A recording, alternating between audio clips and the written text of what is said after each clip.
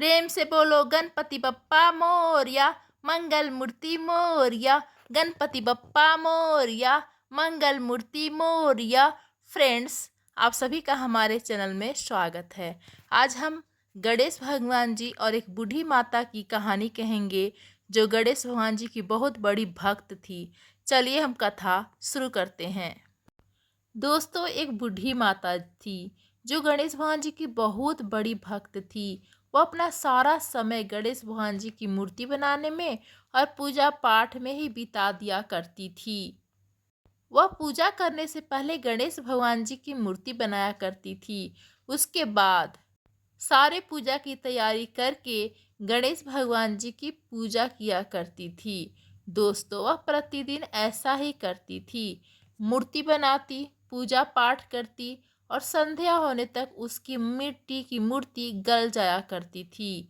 लेकिन फिर वे हार नहीं मानती थी, क्योंकि गणेश भगवान जी की बहुत बड़ी भक्त थी।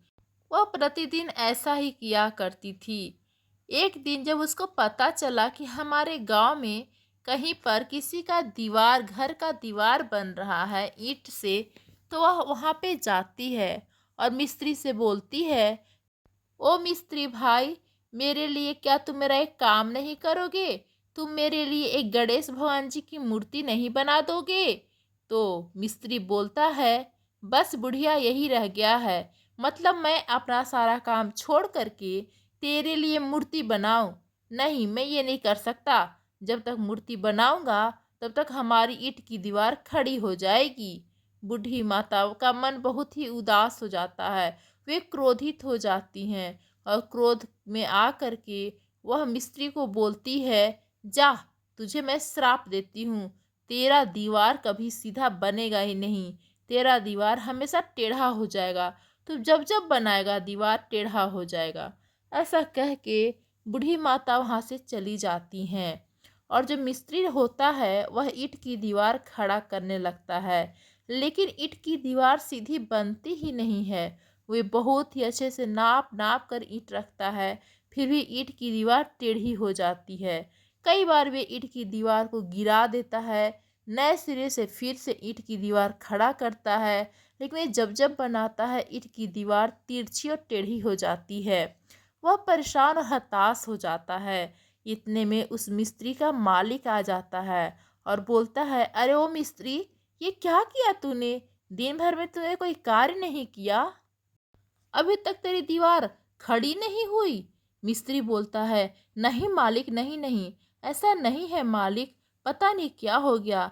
देखिए ना, गांव से एक बूढ़ी माता आई थी और मुझे गणेश भगवान जी का मूर्ति बनाने के लिए कह रही। मैंने मना कर दिया।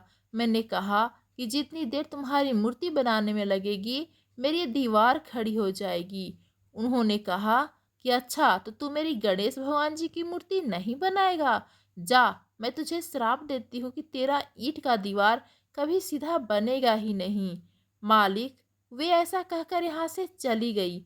उसके बाद मैंने दीवार बनाई, लेकिन जब जब दीवार बनी टेढ़ी हो गई। मैंने कितने बार कोशिश की, दीवार को गिराई, नए सिरे से बनाया, उसके बाद भी दीवार सीधा हो ही नहीं रहा है। मिस्त्री मालिक से बोलता है, मालिक, समझ में नहीं आ रहा है। मैंने एक बार नहीं कितने बार प्रयास किया, लेकिन दीवार सीधी नहीं हो रही है। मालिक समझ गया और वह उस बूढ़ी माता का पता करते करते उसे घर पे जाता है और बोलता है, हे बूढ़ी माता, मैं आपके गणेश भगवान जी को सीमेंट का नहीं, सोने का बनवा दूंगा, लेकिन आप हमारी दीवार सीधी होने के लिए आशीर्वाद दे दीजिए।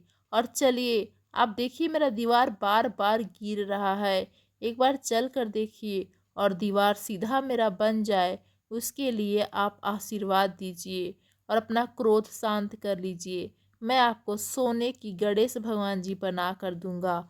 फिर ऐसे ही होता है।